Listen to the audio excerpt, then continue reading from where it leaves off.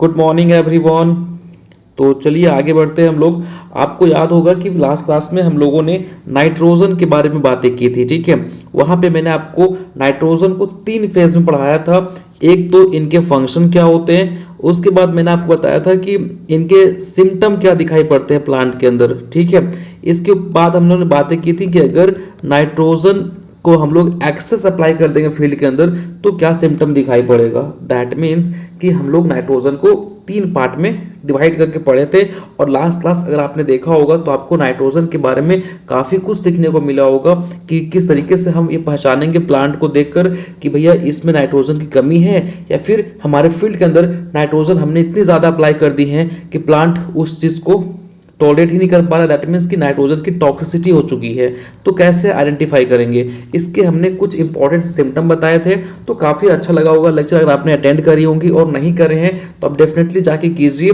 आपको मैं प्रॉमिस कर रहा हूँ कि इस पोर्शन से, प्लांट न्यूट्रिएंट से, आपके एग्जाम में, अब किसी भी एग्जाम में अपियर हो रहे हो, 3 से 4 क्वेश्चन तो होते ही होते हैं क्योंकि इंपॉर्टेंट हो जाता है और ये 5 से 6 सब्जेक्ट में आपको काम आएगा, ठीक है। तो काफ़ी अच्छा सा पोर्शन है, इसको अच्छे से कर लो।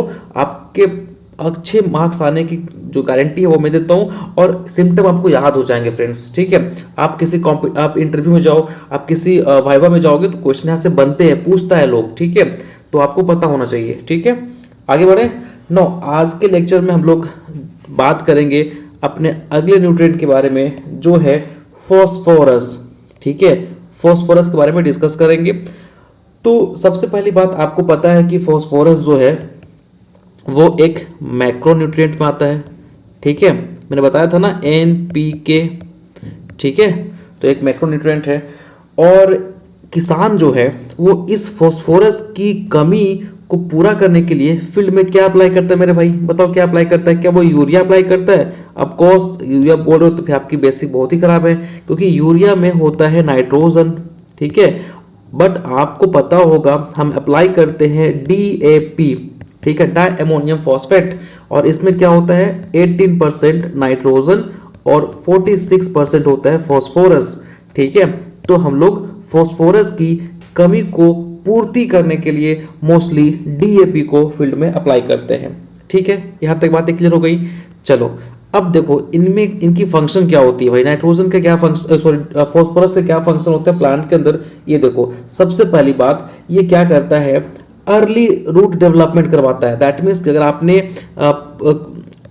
प्लांट को लगाया है या फिर प्लांट अगर आप सीड भी बोए हो, ठीक है, या फिर आप सीडलिंग को लगाए हो अपने फील्ड में, तो इसके रूट के डेवलपमेंट में बहुत इंपॉर्टेंट रोल प्ले करता है। मतलब एक तो रूट के डेवलपमेंट में हेल्प कर रहा है और अर्ली रूट आपने अगर लगाया है प्लांट को या फिर आपने सीड लगाया है तो इसमें जो रूट आएंगे ना, तो अर्ली रूट डेवलपमेंट में काफी इंपॉर्टेंट रोल होता है फॉस्फोरस का, ठीक है। साथ में ये ग्रोथ में भी काफी इंपॉर्टेंट रोल प्ले करता है। इसके अलावा ये सीडलिंग को इस्टेब्लिश होने में भी काफी इंपॉर्टेंट रोल प्ले करता है, ठीक है। दैट मीन्स देख पा रहे हो कि फॉस्फोरस एक तो आपके प्लांट के रूट के इनिशिएशन में हेल्प कर रहा है, रूट के डेवलपमेंट में हेल्प कर रहा है, प्लांट के ग्रोथ में हेल्प कर रहा है और आपके सीडलिंग को इस्टेब्लिश करने के लिए, है ना, मतलब हमारा सीडलिंग हमारा क्विकली से इस्टेब्लिश हो जाए और वो अपना ग्रोथ को प्रमोट करे, ग्रोथ को स्टार्ट कर दे, तो उसके लिए हमारा फॉस्फोरस इंपॉर्टेंट रोल प्ले करता है, ठीक है। साथ में ये रैपिडली स्टार्ट करवा देता है, मतलब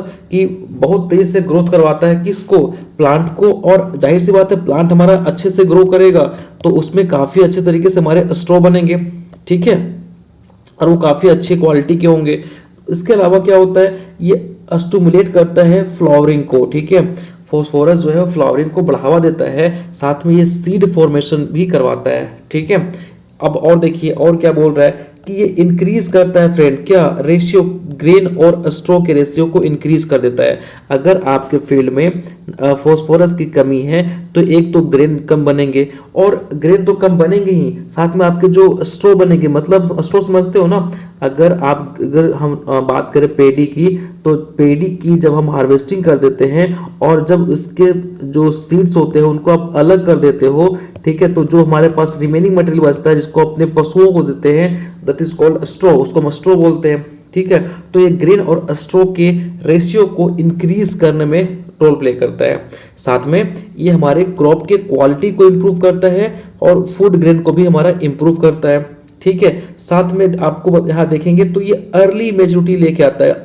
ठीक है, अर्ली मतलब देख पा रहे हो क्विकली काम करवा रहा है, साथ में अर्ली रूट डेवलपमेंट करवा रहा है। ठीक है, अर्ली मैच्योरिटी लेके आ रहा है। ठीक है, सीरियस क्रॉप के अंदर तो काफी इंपॉर्टेंट रोल ये प्ले कर रहा है। ठीक है, और अगर नाइट्रोजन आपने एक्सेस डाल दिया है तो उसके इफेक्ट को भी कम करने में ये रोल प्ले करता है। ठीक है, और आपको पता है कि ये कंस्टिट्यूट होता है किसका, फॉस्फोलिपिड का, न्यूक्लिक एसिड का, फाइटिन का। आपको बायोकेमिस्ट्री के अंदर मैंने बताया था कि फॉस्फोरस जो है वो एक इंपॉर्टेंट रोल प्ले करता है। ठीक है, फॉस्फोलिपिड्स के अंदर, न्यूक्लिक एसिड के अंदर, फाइटिन के अंदर, तो ये चीज़ें पता होनी चाहिए आपको। ठीक है, और ये मेजर कंस्टिट्यूएंट होता है इंजाइम्स का। ठीक है, साथ में ये क्या करता है, राइजोबिया की एक्टिविटी को इंक्रीज करता है, जिसके वजह से हमारे रूट नोड्यूल होते हैं, जैसे मोस्टली आपने देखा होगा जो हमारे दलहनी फसलें होते हैं उसमें क्या होता है, नोड्यूल्स बने होते हैं, राइजोबियम। ठीक है, ऐसे बने होते हैं और ये मोस्टली हेल्प करता है नाइट्रोजन के फिक्सेशन में। तो ये फॉस्फोरस जो है वो इसको इसकी राइजोबिया की बैक्टीरिया जो है वो उसकी एक्टिविटी को, साथ में रूट नोड्यूल के फॉर्मेशन को इंक्रीज करने में रोल प्ले करता है। और जितना अच्छा आपके नोड्यूल्स बनेंगे उतना अच्छा क्या होगा, नाइट्रोजन का फिक्सेशन होगा। तो देख पा रहे हो कहीं ना कहीं फॉस्फोरस का भी एक इंपॉर्टेंट रोल होता है हमारे प्लांट्स के अंदर, चाहे वो रूट डेवलपमेंट करना हो, चाहे वो हमारे प्लांट का ग्रोथ हो, चाहे वो फ्लावरिंग करवाना हो, या फिर हमारे कोई इंपॉर्टेंट से एंजाइम हो, या फिर राइजोबियम, या फिर रूट नोड्यूल का फॉर्मेशन करना हो। ठीक है, तो देख पा रहे हो कितना इंपॉर्टेंट रोल प्ले करता है हमारा फॉस्फोरस। इसके बाद हम आगे बढ़ते हैं और देखते हैं क्या बोल रहे हैं, it help in absorption of potassium. ये पोटेशियम के एब्जॉर्प्शन में भी इंपॉर्टेंट रोल प्ले करता है, साथ में और भी न्यूट्रिएंट को इनके थ्रू जो है वो एब्जॉर्ब हो पाते हैं, तो इंपॉर्टेंट रोल प्ले करता है न्यूट्रिएंट्स के एब्जॉर्प्शन में। ठीक है, नो आगे बढ़ते हैं, अब बात करेंगे डेफिशिएंसी सिम्टम क्या होते हैं फॉस्फोरस के। तो सबसे पहली बात आपको मैं एक फोटोग्राफ दिखा रहा हूं, उस फोटोग्राफ को माइंड में रखिएगा क्योंकि ये फॉस्फोरस का मेजर सिम्टम होता है। ठीक है, जब भी आपको ऐसा दिखाई पड़े तो एक बहुत ज्यादा चांस हो सकता है कि फॉस्फोरस की जो है वो डेफिशिएंसी हो गई है। ठीक है, फॉस्फोरस डेफिशिएंसी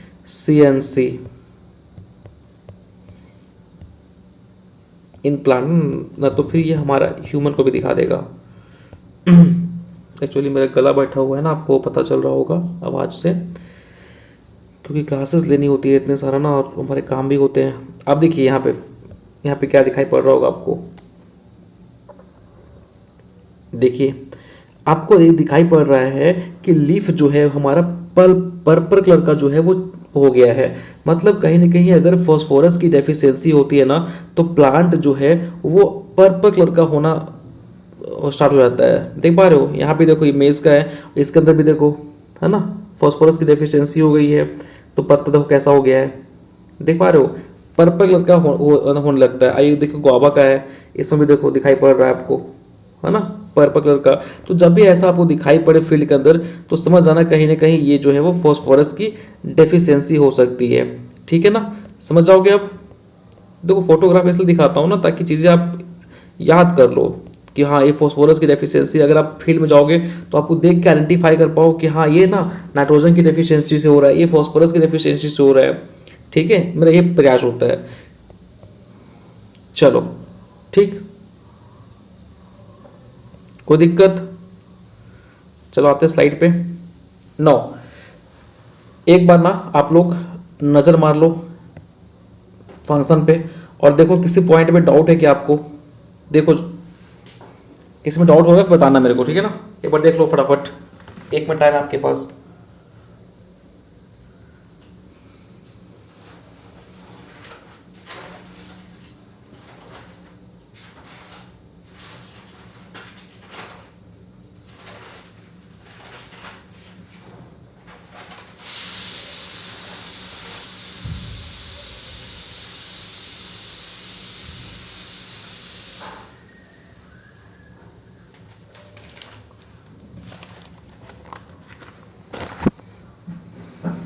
चलो होप सो आपको इसमें डाउट नहीं होगा।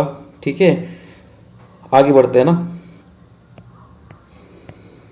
चलो अब देखते हैं, मैंने आपको बताया इनकी डेफिशिएंसी सिम्टम की जो लीफ होते हैं वो कैसे हो जाएंगे, पर्पल कलर के हो जाएंगे। ठीक है, कई बार आपको थोड़ा बहुत ये रेडिस में दिखाई पड़ेगा बट मोस्टली ये पर्पल कलर का ही आपको दिखने को मिलेगा। ठीक है, तो सबसे पहली बात कि अगर फास्फोरस की डेफिशिएंसी है तो प्लांट का ग्रोथ कैसा हो जाएगा, स्लो हो जाएगा, और मैच्योरिटी भी क्या हो जाएगी, लेट हो जाएगी। मतलब एक तो लेट से मैच्योर होगा, दूसरी बात कि प्लांट की ग्रोथ भी क्या हो जाती है, काफ़ी स्लो हो जाती है। ठीक है, और जो लीफ है सबसे important symptom, very very important symptom, कि जो लीफ होते हैं ना वो रेड और पर्पल कलर के होने लगते हैं। ठीक है, इसके साथ में जो लोअर लीफ होगा, ये देख पा रहे हो, जो लोअर लीफ होगा वो सूखना स्टार्ट हो जाएगा। ठीक है, तो आप इस बात से एक अंदाजा लगा सकते हो कि कहीं ना कहीं, मैंने आपको बताया था प्रीवियस लेक्चर में कि नाइट्रोजन का सिम्टम सबसे पहले कहाँ दिखाई पड़ता है, तो ओल्डर लिप पे दिखाई पड़ता है। इसी तरीके से फॉस्फोरस का भी सिम्टम आपको पहले ओल्डर लिप पे देखने को मिलेगा। वेरी वेरी इंपॉर्टेंट, मैं फिर से रिपीट कर रहा हूं कि आपको फॉस्फोरस का सिम्टम सबसे पहले ओल्डर लिप में देखने को मिलेगा। ठीक है, कोई दिक्कत? चलो इसके बाद देखो क्या होता है कि लोअर लिफ तो आपके ड्राई होने स्टार्ट हो जाएंगे। ठीक है, लिफ पेट्योल डेवलप पर्पल कलर, है ना, लिफ के जो पेट्योल्स होते हैं वो क्या हो जाएंगे, पर्पल कलर के होने लगेंगे। तो बस इतना देखना कि purple colour is this most important, phosphorus की डेफिशिएंसी की वजह से होता है पर्पल कलर। और याद रखना P फॉर फॉस्फोरस और P फॉर पर्पल। ठीक है, ऐसा रखना, याद रहेगा आपको।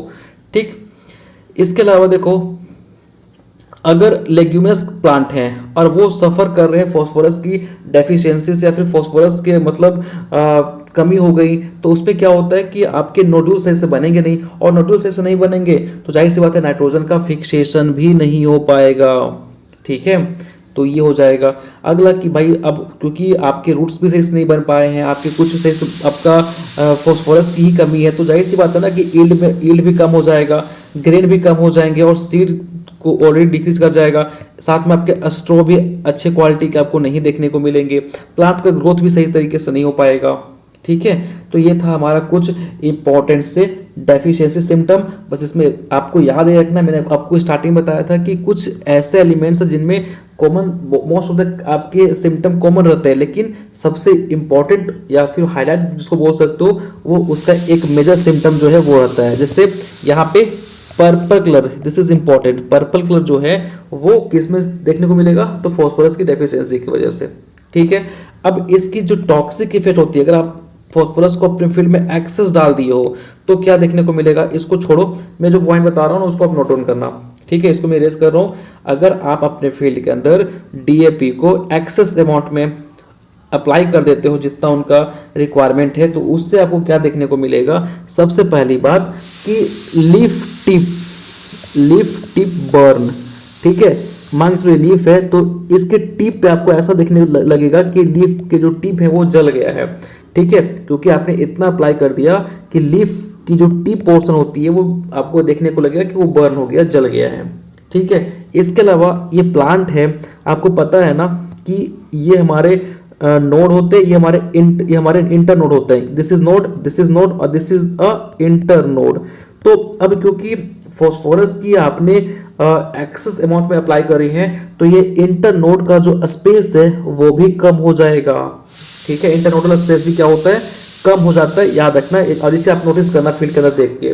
ठीक है, इसके अलावा कई बार क्या होता है कि आप एक्सेस डाल दोगे ना फॉस्फोरस को, तो इससे क्या देखने को मिलेगा कि जिंक और आयरन और भी कुछ कैल्शियम है, मैग्नीशियम है, इनकी डेफिशिएंसी देखने को मिलेगी, क्योंकि ये इसकी एब्जॉर्प्शन को इनहिबिट कर देता है। ठीक है, मतलब इसको ये एब्जॉर्ब होने देता ही नहीं है अगर आप एक्सेस अमाउंट में अप्लाई कर दियो तो। ठीक है, इसके अलावा जो प्लांट का लोअर लीफ होगा, ध्यान समझना, जो ओल्डर लीफ होगा और जो लीफ नीचे की तरफ होगा वो लीफ जो है इसमें आपको कर्ली देखने को मिलेगा, ये लीफ कर्ल हो जाएंगे और नीचे की तरफ बेंट हो जाएंगे। ठीक है, कई बार इसमें आपको स्पॉट भी देखने को मिलेगा, है ना, लोअर लिप में।